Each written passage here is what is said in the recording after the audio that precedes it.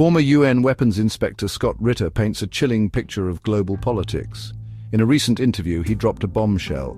The world was on the brink of nuclear war under the Biden administration. This revelation sends shivers down the spine. It underscores the fragility of peace in a world armed with nuclear weapons. Ritter's warning should not be ignored. Ritter, known for his outspoken views, goes further. He criticizes the Biden administration's handling of the Russia-Ukraine conflict.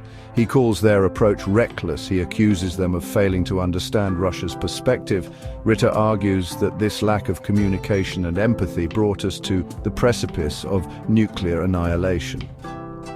The former inspector draws a sharp contrast with the Trump administration. He suggests that communication channels were more open then. He cites examples like Keith Kellogg's diplomatic efforts. Ritter implies that Trump's willingness to engage with Russia, however controversial, may have averted disaster. Ritter's revelations come at a time of heightened global tension. The Russia-Ukraine conflict continues to rage. Trust between major powers is eroding. His warning serves as a stark reminder. The stakes are incredibly high. The consequences of miscalculation are unthinkable. The world must heed Ritter's words and seek dialogue over confrontation. Volodymyr Zelensky, the president of Ukraine, finds himself in an increasingly precarious position. His public criticisms of former President Donald Trump have created a rift. Trump, who advocates for negotiations with Russia and elections in Ukraine, has called Zelensky a dictator. This puts Zelensky in a difficult spot. He relies heavily on US aid to sustain his war-torn country.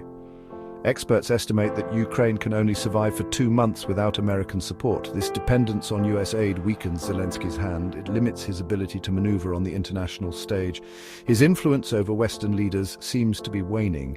He is caught between his need for US support and his desire to maintain a strong stance against Russia. Trump's return to the political arena further complicates matters for Zelensky. The former president's call for negotiations with Russia directly challenges Zelensky's pursuit of a military victory. It also raises questions about the long-term sustainability of US support for Ukraine.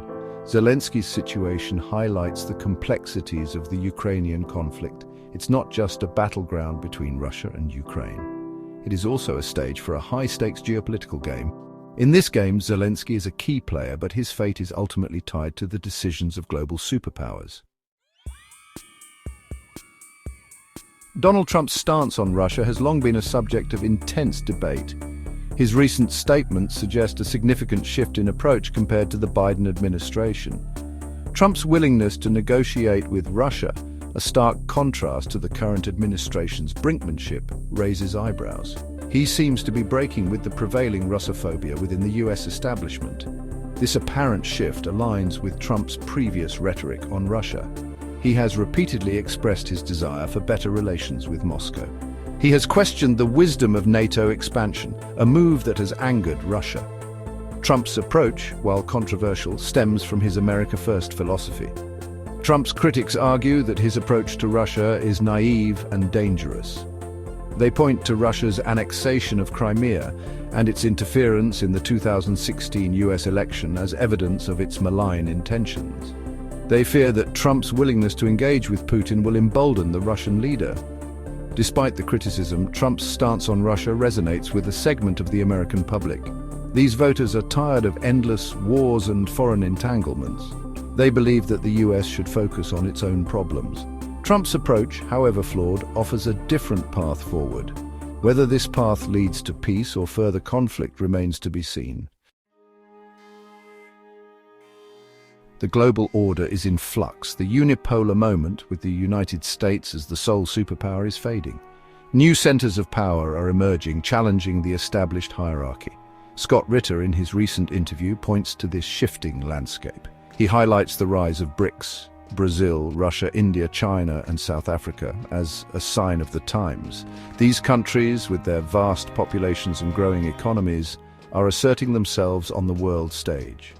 They are demanding a greater say in global governance. They are creating alternative institutions to rival the Western-dominated World Bank and International Monetary Fund. This rise of alternative powers has profound implications for the future. Ritter also notes the potential for a shift away from the US dollar as the global reserve currency. This would have seismic consequences for the US economy. It would erode American influence around the world. The greenback's dominance has long underpinned American power. Its decline would signal a fundamental shift in the global balance of power. The world is entering a period of uncertainty and transformation. The old order is crumbling, but a new one has yet to emerge.